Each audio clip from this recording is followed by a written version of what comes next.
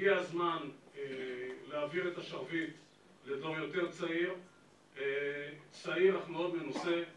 דורון ברזילי היה יושב ראש ועדת הצעירים, לאחר מכן נבחר לראשות ועד מחוז תל אביב והמרכז, ניהל את הוועד הזה אליבא דכולי עלמא בהצלחה לאור הפעילות האינטנסיבית, עמד על עקרונות כפי שציין קודמי, ניהל מאבקים מקצועיים, עמד בלחצים בלתי נסבלים ודוחים במיוחד מצד קבוצת שלמה כהן גיירון מהרגע הראשון לבחירתו, שלא נתנו לו מנוח לרגע וניסו לפגוע בו ובאופן אישי ובתקציבים של המחוז, שבסך הכל מחוז קטנטן של רק 70% מכלל עורכי הדין בישראל.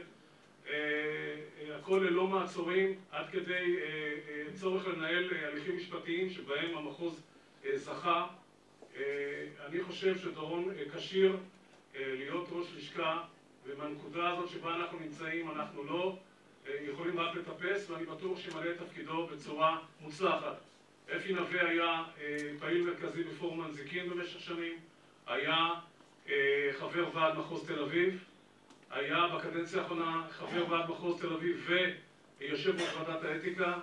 אני חושב שאין עוררין על כך שאת התפקיד הזה מילא באומץ, ביסודיות, בהגינות, תוך שהוא מגלה ללא מורא וללא משוא פנים, כמו שכתוב בחוק לגבי המקצוע שלנו, ללא שום חשבון לאף אחד, לא לקטן, ודאי גם לא לגדול, ושצריך להעמיד לדין, אז מעמידים לדין. לא עושים את זה בשמחה, זה משפט של חברים בידי חברים, אבל הכל על פי החוק, בהתאם לכללים, בלי פוליטיקה ובלי שיקולים זרים.